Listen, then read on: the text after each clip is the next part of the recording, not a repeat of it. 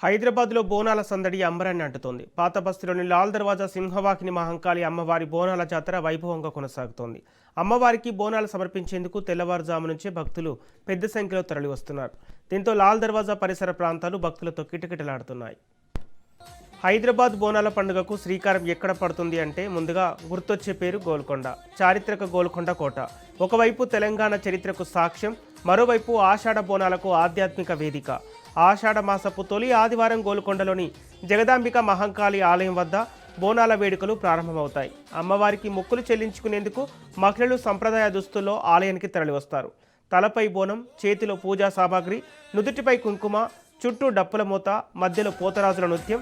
ఈ దృశ్యం గోల్కొండ బోనాలకు. బోనం కేవలం ఒక కుండలో పెట్టిన నైవేద్యం కాదు, కుటుంబం కోసం అమ్మవారిని ప్రార్థించడం, మొక్కు తీర్చుకోవటం, తమను కాపాడాలని తల్లిని వేడుకోవటం, తమ జీవితాల్లో మంచి జరగాలని కోరుకోవటం. ఈ భావాలన్నీ ఆ బోనంలోనే కనిపిస్తాయి. గోల్కొండ నుంచి మొదలయ్యే ఈ పండుగ వాతావరణం ఆ తర్వాత నగరంలోని వివిధ ప్రాంతాలకు విస్తరిస్తుంది. అంటే గోల్కొండ బోనం 4 వారాల ఆధ్యాత్మిక ఉత్సవానికి తొలి అడుగు. చరిత్రకు ప్రసిద్ధి చెందిన గోల్కొండ బోనాల భక్తి పరంపరకు కూడా అంతే ప్రత్యేకమైన చిరునామాగా నిలుస్తోంది. ఇక్కడ కోటగోడల మధ్య వినిపించే డప్పుల శబ్దం, అమ్మవారి నామస్మరణ, భక్తుల హర్షధ్వానాలు హైదరాబాద్ సంస్కృతిలో చరిత్ర, భక్తి రెండు కలిసిపోయిన దృశ్యాన్ని చూపిస్తాయి.